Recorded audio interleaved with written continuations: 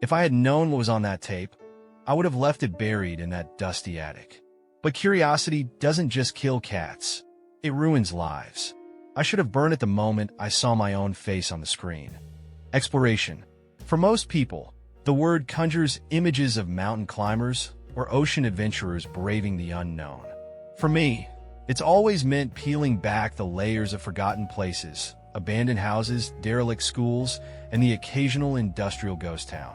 There's something intoxicating about stepping into someone else's discarded world, seeing what they left behind, and imagining why they left it. But the thrill isn't just about discovery. There's danger too. Rotten floors, collapsed ceilings, the occasional wild animal. I've encountered them all. Some explorers swear by hard rules to stay safe. Me? I trust my gut. I guess I should have listened to it that day. The house on Evergreen Lane was impossible to miss. Even in a town full of neglected properties, it stood out, a hulking, sagging ruin with boarded-up windows and a roof that caved in on one side. The yard was overgrown with knee-high grass and skeletal trees, and the air around it seemed colder, heavier. The locals avoided it like a bad memory. The few who would talk about it at all called it cursed. People who go in there don't come out the same. The woman at the corner store had said, her voice low, her gaze darting away. I'd smiled politely, told her I was just curious, but the weight of her words followed me as I pushed open the gate. The front door was already ajar, hanging crookedly on its hinges. Inside, the house smelled of mildew and thyme, dust, damp wood, and something faintly metallic. I moved carefully, letting my flashlight guide me through the gloom. The living room was empty save for a broken chair and a cracked mirror hanging by a single nail. I moved from room to room, cataloging the eerie remnants of lives long past. The kitchen held rusted pots and a fridge with its door left ajar. Upstairs, the bedrooms were hollowed-out shells, stripped bare of anything but peeling wallpaper and a few scraps of forgotten furniture. It wasn't until I found the attic stairs that my pulse quickened. They were narrow and steep, the kind that made you feel like you were climbing into another world. I hesitated for a moment at the bottom step, listening. The house was silent, save for the faint groan of wind pushing against its tired walls. The attic was small, its slanted ceiling pressing down on me like a second skin. Cobwebs draped the corners, and the air was thick with dust. I swept my flashlight across the room and froze. There in the far corner was a cardboard box. It didn't look special, just an unmarked, weathered box, like 1,000 others I'd seen in places like this. But there was something about it that called to me, a pull I couldn't explain. I crouched down and lifted the lid. Inside, nestled among crumpled newspapers, was an old VHS tape. Its label was blank, yellowed with age, and next to it sat a camcorder, the kind that hadn't been state-of-the-art since the late 80s. I reached for the tape, but stopped short when I noticed the Polaroids. There were maybe a dozen of them, their edges curling, their colors faded. I thumbed through them slowly, one by one. They were pictures of a family, a father, mother, and 2 children, all smiling at the camera in front of a house that looked eerily familiar. But something wasn't right. The father's face was blurred, his features stretched as if the photograph had melted. The mother's smile was just a little too wide, her teeth unnaturally sharp. And the children, their faces were normal, but their eyes were empty, just black pits where pupils should have been. My stomach turned. I dropped the photos back into the box and closed the lid. It's just old film, I told myself. Photos age, chemicals break down. But I couldn't shake the feeling that the family had been watching me. I hurried down the attic stairs, the box tucked under my arm. The house seemed different now, its shadows longer, its silence heavier. As I passed the cracked mirror in the living room, I avoided looking at my reflection. The air outside was fresh and biting, a welcome change from the attic staleness. I took a deep breath, trying to shake the feeling of eyes on the back of my neck. The box rattled softly as I carried it to my car. The tape and camcorder clunked against each other, their weight unfamiliar. As I drove home, I replayed the day in my head. I should have been excited. This was the kind of discovery that made exploring worthwhile. Instead, unease sat heavy in my chest. The Polaroids, the house, the attic. It all felt wrong. At home, the box sat on my coffee table like an uninvited guest. I stared at it while I ate dinner, every bite tasting like cardboard. Finally, I gave in. I grabbed the camcorder first, fiddling with its buttons until the little screen blinked to life. There was no tape inside, and the battery indicator flashed empty. The VHS tape, though, it was ready to be played. I rummaged through my closet until I found my old VCR, covered in a layer of dust. The machine sputtered and hummed as it powered on, its mechanics groaning in protest. I slid the tape inside, feeling the weight of my decision. The VCR whirred softly, its mechanisms clicking into place as it swallowed the tape. I sank back into my couch, the remote in one hand and a half-empty bag of chips in the other. The glow of the TV filled the room, casting long, flickering shadows on the walls. I felt an odd mix of nostalgia and unease. "Feels ancient," I muttered, half laughing to myself. Who even uses these anymore? The static on the screen fizzled and crackled before fading into a clear image. My grip on the remote tightened as the footage began. The first scene was shaky, filmed by an unsteady hand. The camera panned across a moving truck parked outside a familiar house, the house on Evergreen Lane. A man stepped into the frame, waving at the camera. His smile was wide and bright, the kind that seemed perfect for an old home movie. He motioned for someone to join him, and a woman appeared, brushing dust from her shirt and grinning just as widely.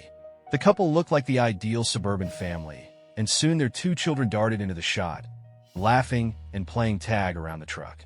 The boy had dark, unruly hair, and the girl wore a yellow dress that seemed to shimmer even in the dull light of the footage. For a moment, I forgot the unease that had been brewing since I left the attic. It felt like watching someone else's fond memory, normal, safe, but something was off. The sky above the house was unnaturally still, its gray clouds frozen in place. The way the family moved seemed slightly too fluid, like the tape was running a fraction of a second too fast. I dismissed it as the quirks of old analog footage, but the more I watched, the more it unsettled me. The camera lingered on the family for a few more moments before panning to the house itself. Its peeling paint and broken shutters looked even more ominous on film. A shadow flickered across one of the upstairs windows, so quick I almost missed it. I rewound the tape a few seconds, squinting at the window as the camera tilted upward. This time, there was nothing there, just the dark, empty glass staring back. The footage cut to a new scene, skipping slightly as static briefly crackled over the screen. The family was inside now, seated around a dinner table. Plates of food sat untouched as the parents smiled warmly at the camera. The children sat still, unnaturally quiet. Something felt wrong. The father was saying something, gesturing toward the camera, but there was no audio, just the low hum of static. The mother nodded, her head moving in slow, deliberate arcs, as if responding to an unheard question.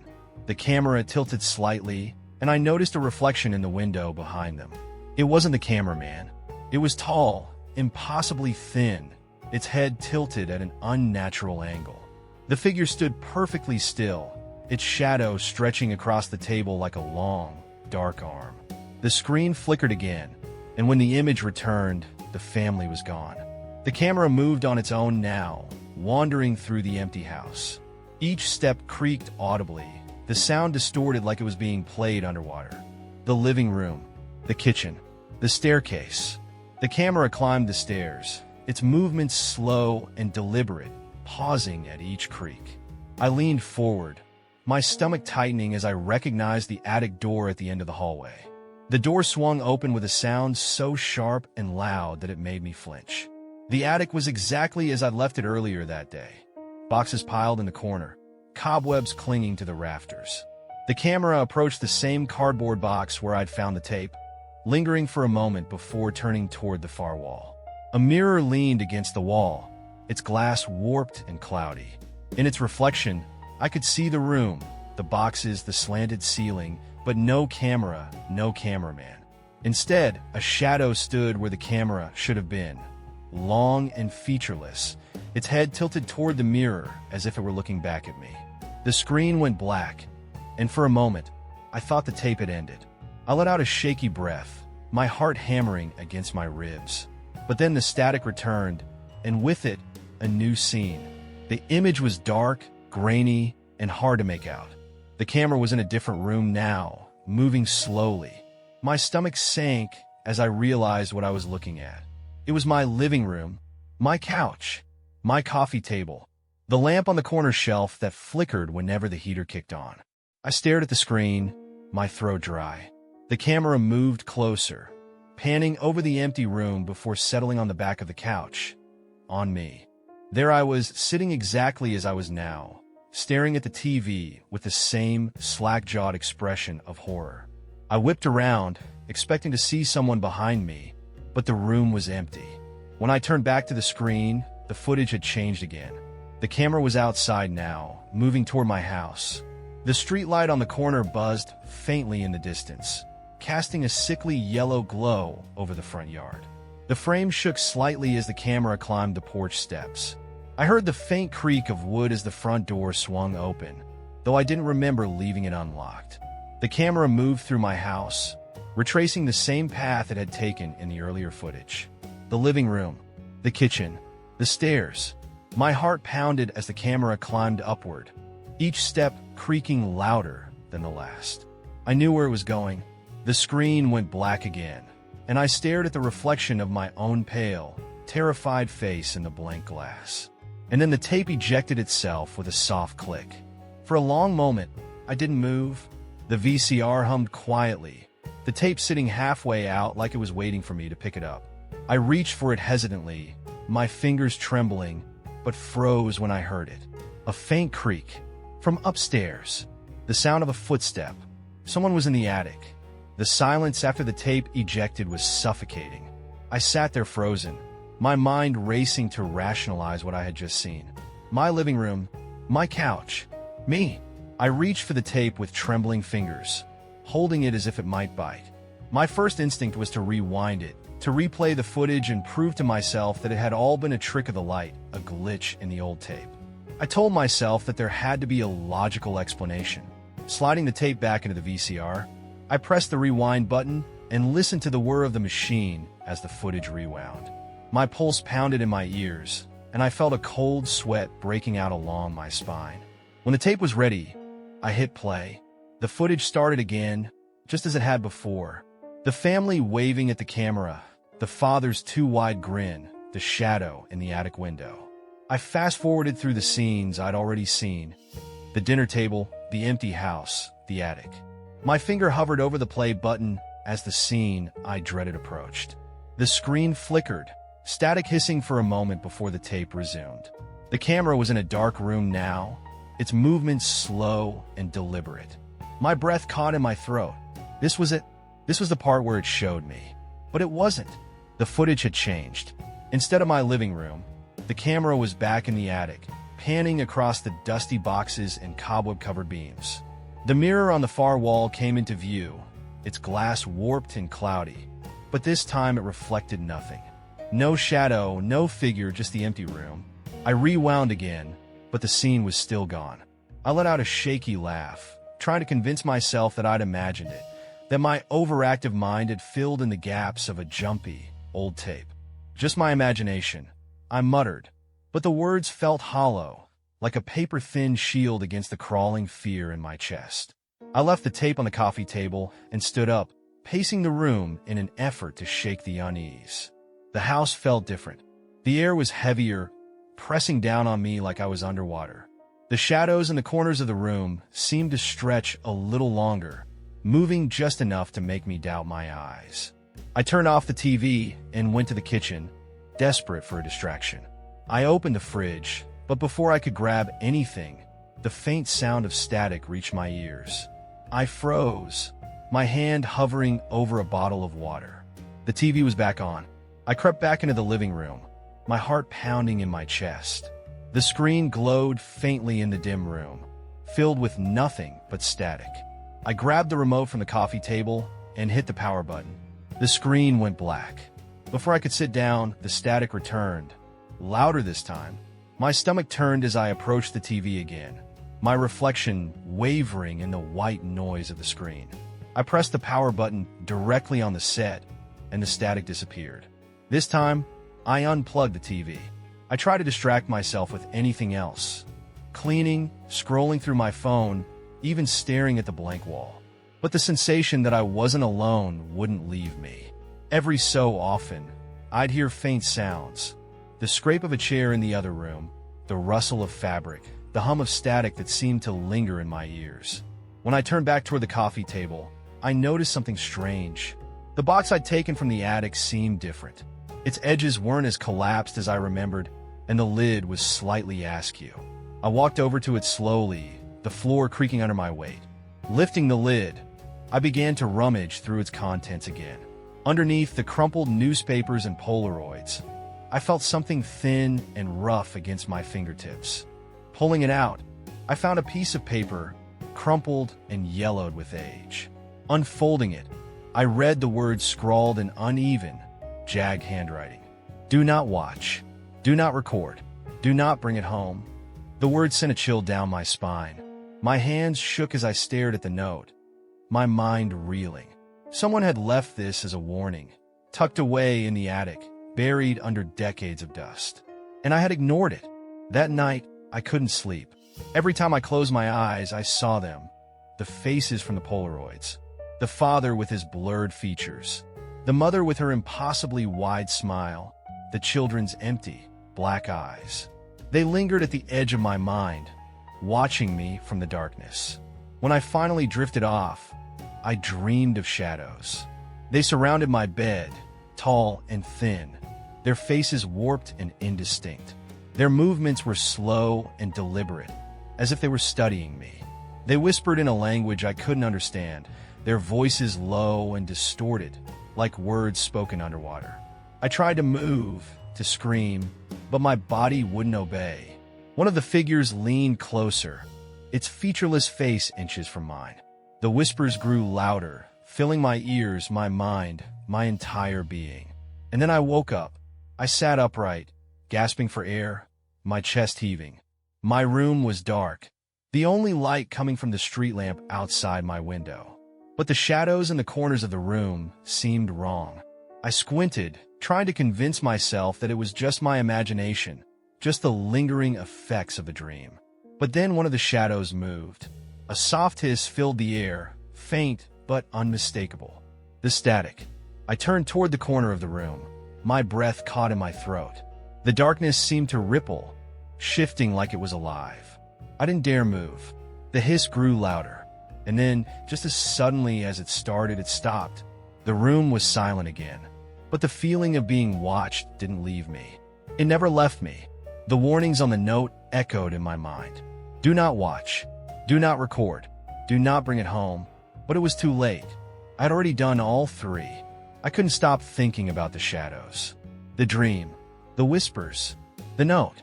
My entire body felt heavy, weighed down by an unease I couldn't shake. I told myself that if I just understood what was happening, if I could make sense of the tape, I'd be able to put this all behind me. So, against my better judgment, I slid the tape into the VCR one more time. The machine clicked softly, and static flickered across the screen before the footage began. I braced myself, gripping the remote tightly in my hand.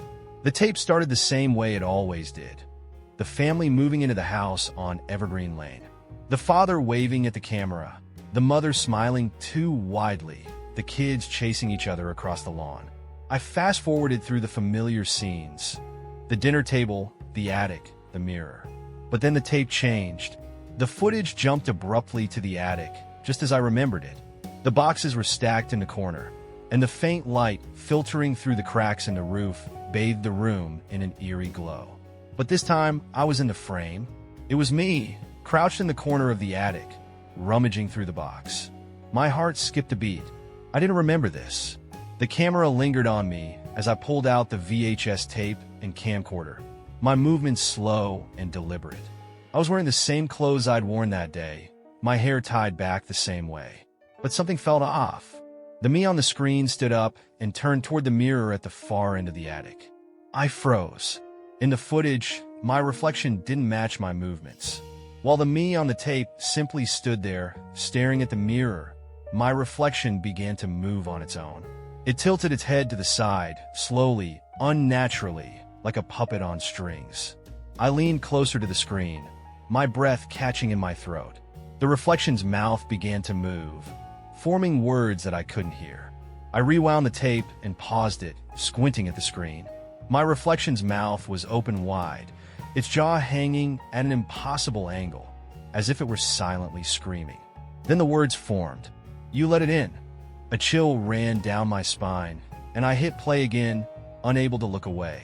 The camera zoomed in on the mirror, and for a moment, I thought I saw something behind me, just a shadow, faint and flickering, but unmistakably there. The screen flickered, and when the image returned, the attic was empty. The camera wandered the space aimlessly, panning over the boxes, the rafters, the dusty floor. And then the shadows began to move. They stretched across the walls, long and sinuous, twisting and writhing like they were alive. One of them reached toward the camera, its dark tendrils creeping closer and closer.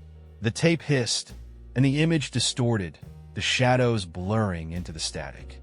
My heart pounded in my chest, my palms slick with sweat. The screen cut to black. I sat there, staring at the blank screen, waiting for something, anything to happen. For a moment, the room was silent. Then came the knocking. Loud, rapid, frantic. It startled me so badly that I dropped the remote, the plastic clattering against the floor. My heart raced as I turned toward the front door. The knocking came again, each hit harder than the last. I stood up slowly, my legs trembling beneath me. The room felt colder now, the air heavy and suffocating. I approached the door, my hand hovering over the doorknob. "Who's there?" I called, but my voice sounded small, shaky. No response. I took a deep breath and yanked the door open. No one was there. The street outside was empty, bathed in the dim glow of the street lamp on the corner. The wind rustled the trees, but there was no sign of anyone. Then I saw it, a Polaroid. It was lying on the doorstep, its edges curling slightly in the breeze. I bent down to pick it up, my hands shaking as I held it up to the light. The photo showed me, sitting on the couch, watching the tape.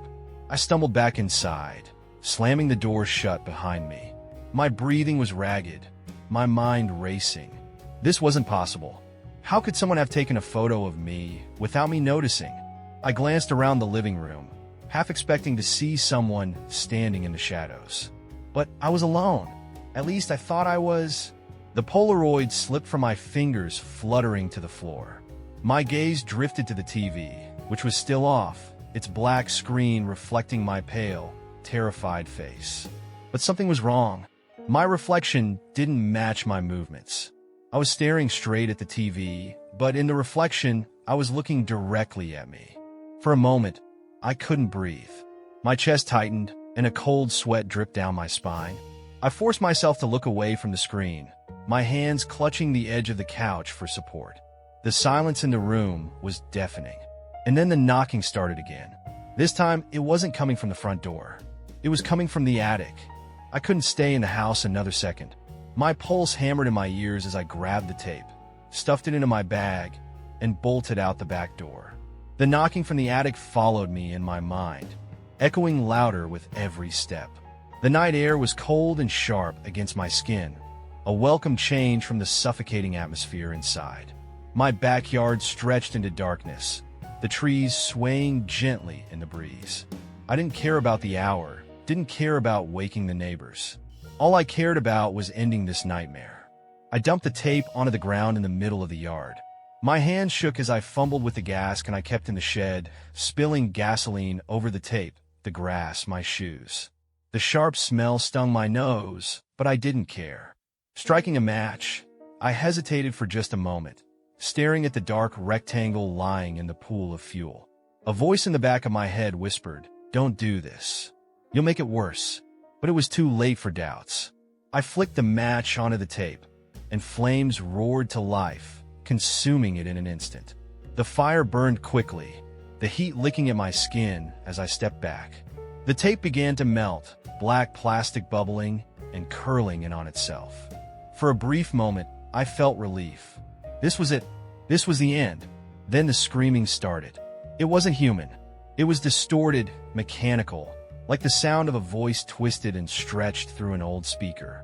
The sound rose in pitch and intensity, filling the air around me until I clapped my hands over my ears. The flames flared higher, the light turning an unnatural shade of green before abruptly snuffing out. I stared at the charred remains of the tape, my chest heaving. The yard was silent again, the oppressive weight of the scream hanging in the air. "It's over," I whispered to myself, my voice trembling. "It has to be over." I went back inside, bolting every door and window behind me. My nerves were frayed, my exhaustion catching up to me as I stumbled to my bedroom. I collapsed onto the bed, too drained to change out of my gasoline-soaked clothes. The house was quiet now, no creaks, no knocks, no static. Just the faint hum of my bedside lamp. I let out a shaky breath and closed my eyes. When I woke up the next morning, the nightmare wasn't over. The first thing I saw was the tape. It was sitting on my nightstand, perfectly intact. Not melted, not burned, pristine, as if I'd never touched it. I shot up in bed, my heart pounding. "No, iwi sparat. No, no, no." The box was there too, placed neatly on the floor beside the bed. It was heavier now, its lid barely able to close. Dread pooling in my stomach, I reached down and opened it. Inside were dozens of Polaroids. I picked one up, my hands trembling. It showed me sleeping in my bed, my face pale and slack, illuminated by the faint glow of my lamp.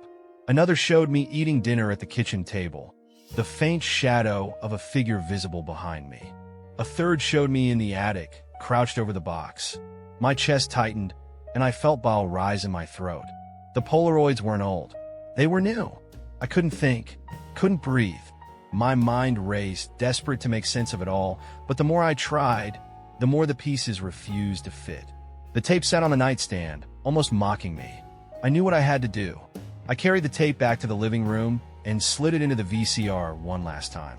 My hands shook as I hit play, my stomach churning with dread. The footage started like before, the family, the house, the shadows. But the scenes were shorter now, fragmented, like pieces of the story were being erased. And then the camera turned. It was my living room again. I was sitting on the couch, staring at the TV just like I was now. My breath caught in my throat as the camera began to move closer. Slowly, steadily, it crept toward me, the edges of the frame distorting and shaking. I wanted to look away, to stop the tape, but I couldn't. My hands wouldn't move, my body frozen in place as the camera drew nearer. Then I saw it. Standing behind me on the screen was a figure, a tall, dark shadow, its head tilted unnaturally to the side. Its arms hung long and limp, its body swaying slightly as it stared at the back of my head. The screen flickered, and the figure stepped closer. Closer. Closer. Its featureless face loomed behind me now, filling the frame, its head tilting back and forth in slow, deliberate motions. The screen went to static. I sat there in the silence, my reflection faintly visible in the black glass of the TV. But it wasn't my reflection. I'm writing this now because I don't know how much time I have left. The tape is still here, sitting on the coffee table, waiting for me. If you're reading this, I'm begging you, burn my house to the ground. Whatever you do, don't watch the tape.